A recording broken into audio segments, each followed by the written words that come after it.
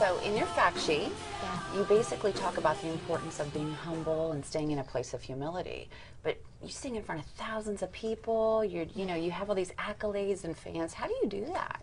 How do you stay humble? You know, I think everybody, it's a human thing to deal with pride or dealing with things like that. But when you know where God's brought you from and what's gone on in your life to get you to the point where God's using you more in ministry and stuff like that, you realize it is not about you. And the moment that I think that it is, he'll probably just be like, okay, well, you're done. Yeah. I mean, it really is. And I love people, and I love ministering to people, and so I see it as that instead of that it's about the music or about selling CDs or anything like that. Growing up, you talk about how prophetic ministry was just a part of your spiritual foundation. Yeah. For our viewers that are just trying to discern the voice of God, what would you say to them? I love this question because I remember being really young and asking my dad. I would hear him say, the Lord spoke to me, or I heard the Lord, and I would be like, what do you mean that you heard the Lord speak to you?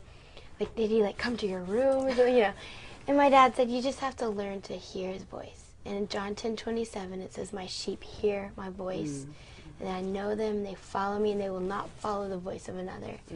And so it just takes practice, I think, and just a familiarity of spending time with the Lord, knowing what he sounds like, and then it's easier to follow what he's saying. Yeah, that's absolutely true. You also talk about the importance of pressing pause.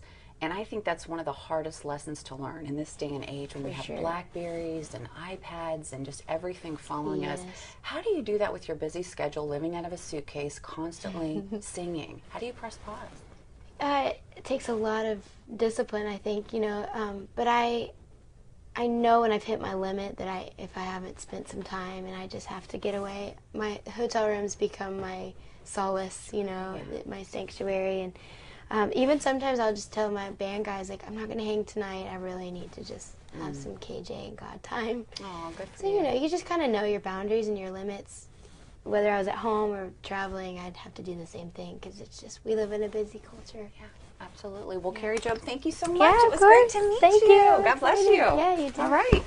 Okay, guys, that's a quick wrap.